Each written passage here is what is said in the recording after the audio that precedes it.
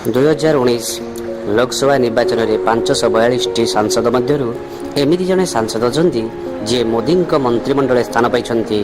ତାଙ୍କର ଚର୍ଚ୍ଚାର ପରିସମାପ୍ତି ଏଯାଏ ବି ଘଟିନି। ଯାହାଙ୍କ ପାଖରେ ହାର ମାନିଛି ଅର୍ଥବଳ ଆଉ ବାହୁବଳ, ଯିଏ ପ୍ରମାଣ କରିଛନ୍ତି ସମାଜ ସେବା ହିଁ ଜଣେ ନେତାର ଧର୍ମ। ସେଥିପାଇଁ ଅର୍ଥର ପ୍ରଲୋଭନକୁ ପ୍ରତ୍ୟାଖ୍ୟାନ କରି ଲୋକ ବାଛିଛନ୍ତି ଜଣେ ସ୍ୱଚ୍ଛ ଭାବମୂର୍ତ୍ତି ସମ୍ପନ୍ନ ପ୍ରତିନିଧି।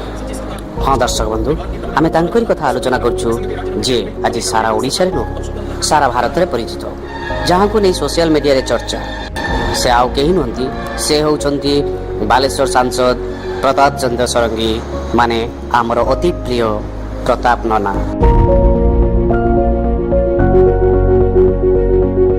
1995 ମସିହା ଜାନୁଆରୀ 4 ତାରିଖରେ ବାଲେଶ୍ୱର ଜିଲ୍ଲା ଅନ୍ତର୍ଗତ ନୀଳଗିରି ବ୍ଲକର ଗୋପୀନାଥପୁର ଗ୍ରାମରେ ଜନ୍ମ ନିଅନ୍ତି ପ୍ରତାପ ଚନ୍ଦ୍ର ଷଡ଼ଙ୍ଗୀ।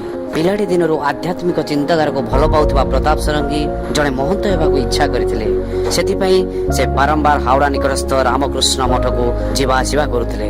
ହେଲେ ସେଠିକାର ମହନ୍ତ ଯେବେ ଜାଣିବାକୁ ପାଇଲେ ପ୍ରତାପ ନନାଙ୍କର ଜଣେ ଅସୁସ୍ଥ ବିଧବା ମା ଘରେ ଅଛନ୍ତି, ସେମାନେ ପ୍ରତାପ ନନାଙ୍କୁ ନିଜର ମାର ସେବା କରିବା ପାଇଁ ପରାମର୍ଶ ଦେଲେ ଆଉ ଗାଁକୁ ଫେରିଯିବାକୁ ଉଚିତ ମନେ କଲେ ଆଉ ଗାଁକୁ ଫେରିଯିବା ପାଇଁ ମଧ୍ୟ କହିଲେ। ତାପରେ ନନା ଗାଁକୁ ଫେରି ନିଜର ମାର ସେବା କଲେ ଆଉ ତା ସହିତ ସମାଜ ସେବାରେ ନିଜର ସମୟ କଟାଇ ଦେଲେ। ଧୀରେ ଧୀରେ ସେ ଅଞ୍ଚଳରେ ସେ ପାଲଟି ଗଲେ ଜଣେ ଲୋକପ୍ରିୟ ନେତା। 2004ରେ ପ୍ରଥମ ଥର ପାଇଁ ବିଜେପି ଟିକେଟ ପାଇ ବିଧାନସଭାକୁ ନିର୍ବାଚିତ ହୋଇଥିଲେ। ପୁଣି ଥରେ 2009ରେ ସେହି ଆସନରୁ ଦ୍ୱିତୀୟ ଥର ପାଇଁ ବିଜେପି ଟିକେଟ ପାଇଥିଲେ ବି ନିଜର ଗୋଟେ ଛୋଟ ଭୁଲ ପାଇଁ ଶେଷ ସମୟରେ ସ୍ୱାଧୀନ ପ୍ରାର୍ଥୀ ଭାବେ ନିର୍ବାଚନ ଲଢ଼ି ଜିତିଥିଲେ। ହେଲେ ଦୁଇ ଥର ଏମଏଲଏ ରହିଲା ପରେ ବି ଆଜି ବି ରହୁଛନ୍ତି ସେହି ମାଟି କାନ୍ଥ ସହ ଚାଳ ଛପର ପଡ଼ିଆରେ। ବିନା ସ୍ୱାର୍ଥ ଆଉ ବିନା ଲାଞ୍ଚରେ କାମ କରୁଥିବା ପ୍ରତାପ ନନା ବାଲେଶ୍ୱର ଆଉ ମୟୂରଭଞ୍ଜର ଆଦିବାସୀ ଏରିଆରେ ଗରିବ ପିଲାମାନଙ୍କ ପାଇଁ ସ୍କୁଲ ମଧ୍ୟ କରିଛନ୍ତି ଆଉ ନିଜ ଏମଏଲଏ ପେନ୍ସନରୁ ଅଧାରୁ ଅଧିକ ଟଙ୍କା ସେହି ଗରିବ ପିଲାଙ୍କ ପଢ଼ା ଖର୍ଚ୍ଚ ପାଇଁ ଦାନ କରୁଛନ୍ତି।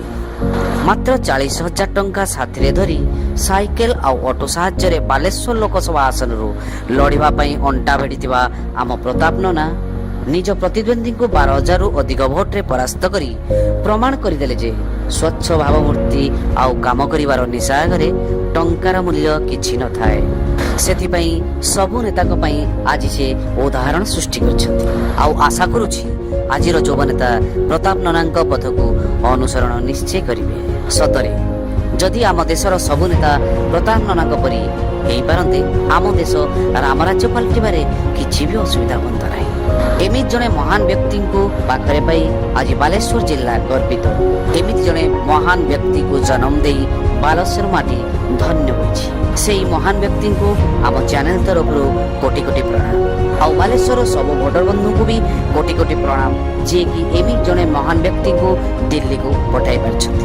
ଶେଷରେ ଏତିକି କହିବି, ଏ ଭିଡ଼ିଓ ହେଉଛି ଗୋଟାଏ ମାଧ୍ୟମ।